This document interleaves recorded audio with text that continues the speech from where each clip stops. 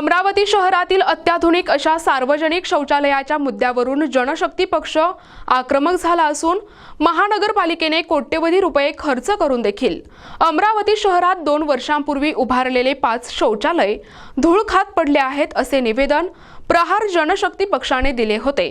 महानगरपालिकेने याकडे दुर्लक्ष केल्यामुळे प्रहार जनशक्ती पक्षाच्या वतीने कुलूप तोडो आंदोलन करण्यात आले।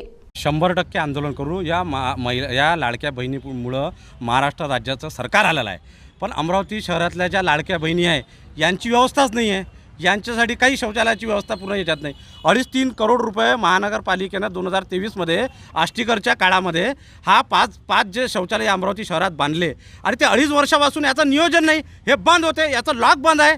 म्हणजे या जायचं कुठं आणि तो 2.5 कोटी रुपये तो आमच्या टॅक्समधला अमरावती शहरातल्या जनतेच्या टॅक्समधला पैसा आहे, तो यांनी फारसा बुडवला आणि त्याचा भ्रष्टाचार केला। म्हणून यापुढं अनेक आंदोलनं या शौचालयाच्या विचार होणार आहे, कारण की याच्यात खूप मोठा भ्रष्टाचार झाला। लाडक्या बहिणीसाठी आम्ही ते त्यांच्या पद्धतीनं चालू करून घेऊ आणि त्याची नियमित स्वच्छता झाली पाहिजे। त्याची स्वच्छता जर झाली नाही तर आम्ही इथचा पूर्ण कचरा महानगरपालिकेच्या आयुक्ताच्या घरासमोर फेकल्याशिवाय राहणार नाही। 2.5 वर्ष झाले अमरावती शहरातील जिल्हाधिकारी कार्यालय, वेलकम पॉईंट, गाडगेनगर, बडनेरा बसस्थानक आणि छत्री तलाव अशा 5 ठिकाणी आकांक्षी शौचालय स्थापन करण्यात आली। याच्यासाठी जवळपास 2.5 ते 3 करोड रुपये खर्च करण्यात आले।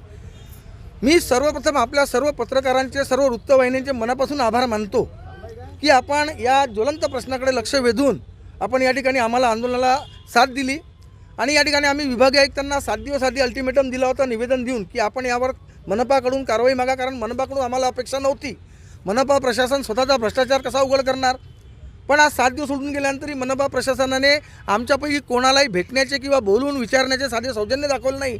म्हणून आम्ही आज ठरवलं की लाडक्या बहिणींच्या हस्ते आम्ही स्वतः श्रमदान केलं, पूर्ण परिसर स्वच्छ केला, फिनाईल टाकून आम्ही पूर्ण परिसर निर्जंतुक केला आणि लाडक्या बहिणीच्या हस्ते आम्ही आता लोकार्पण या ठिकाणी केलेलं आहे। कारण महिलांची जी मानसिक कुचंबना होते, महिलांची जी शारीरिक कुचंबना होते ती दूर करण्यासाठी माननीय बच्चूभाऊ कडू यांच्या नेतृत्वात प्रहार जनशक्ती पक्ष अमरावती महानगरच्या वतीने आम्ही आंदोलन करत आहोत।